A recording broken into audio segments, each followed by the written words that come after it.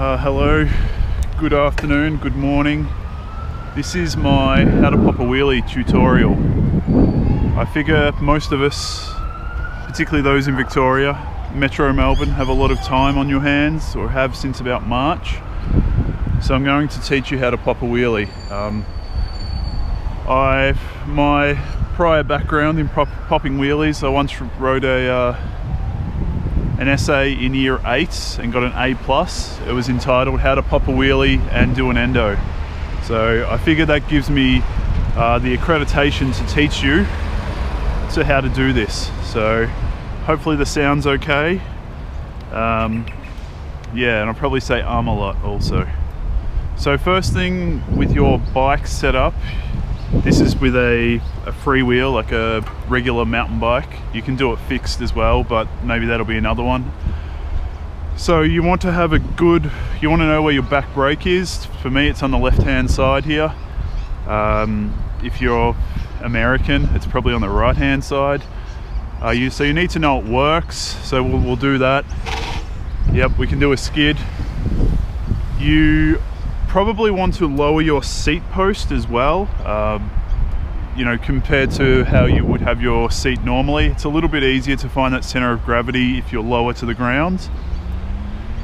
So yeah, do that if you've got a dropper post. I've got a quick release and I did it before. This bike's always in wheelie mode. Before you start, you need to be in a gear that you can get it off the ground pretty easily. So you start at about walking pace, which is about what we're doing now. Put your first pedal in. This gear is actually a little bit harder. Put your first pedal in and lift up at the same time. So we'll do that again, and I'm going to go to a different gear. The most important pedal isn't the first, it's actually the second. The first just gets the bike up there, and the second will get you to the balance point. The balance point on all bikes and for different people is different. You need to find that out. So actually let's first start off, we'll flip the bike and find out where the balance point is. So if we go pedal 1, 2, and then fall off the back. So the balance point for us is about here. I suppose you can see that, which is pretty high for a bike. Maybe it's the big wheels that does that, so I'm not too sure. But you can wheelie any bike, it doesn't matter what it is. Like a kid's bike, those Melbourne blue bikes, they were pretty easy to wheelie. A downhill bike, a road bike, any bike. Name a bike, you can pop a wheelie on it. So back to where we were. So the second pedal is where you want to be to bring you up. So first pedal brings the wheel up, second pedal brings the wheel that little bit higher up into the balance point, which is where we are now. You should be able to see I'm using the left brake, or the rear brake rather, to modulate where my wheel is, and I continue to pedal at the same time. A common mistake people do, and I'll demonstrate, is they'll use a pedal to get up and then just power on like bah, and you end up way out of control and end up dropping the wheel, and you've got no control, and you can't just ride and on the back wheel like you would like you should be able to. So once again, you press first pedal, second pedal, and get into a nice rhythm. Your body will be straight up and down. It seems to be the easiest way. You don't want to be hunched forward or backwards or anything like that. This car park's shorter than I thought it would be, but yeah. So once you're up there, you've found your balance point.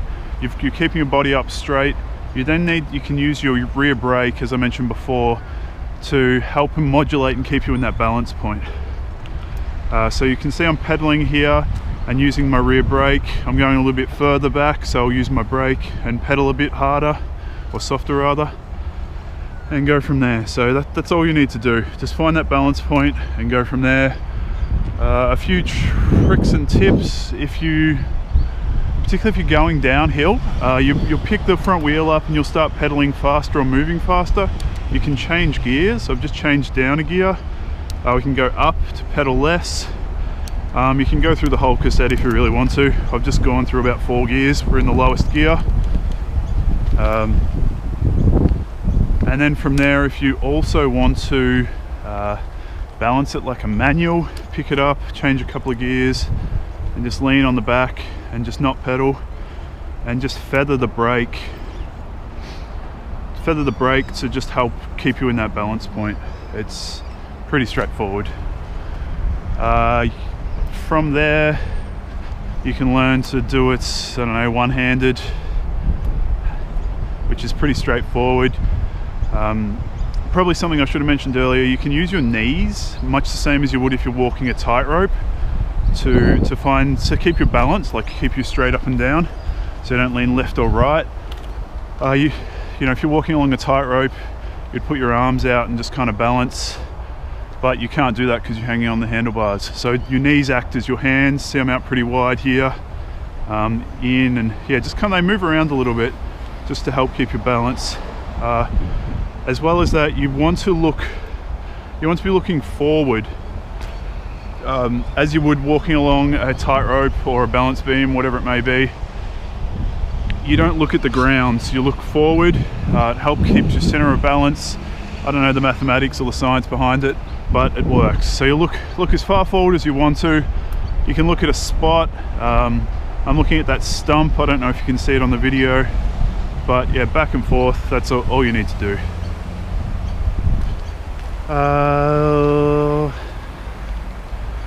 I think that's it. You just need to practice a lot. You can practice and setting goals. The car park, the council needs to probably mark the lines here, but you can start off pedaling, you know, 1, 2, you know, your goal is to pedal 4 or 5 or 6 car parks. You can do that pretty easily, but at least that quantifies. If you come down on day 1, you do 2. If you come down in a week's time and you can do 4 car parks, then you can say to yourself, yes, I'm doing better than what I was previously. So that makes you feel good. No one else really cares if you can pop good wheelies. It doesn't impress any of the people you're trying to partner up with. So yeah, that's about all there is to it. If you have any questions, let me know. This is getting a bit awkward with this bloke over here.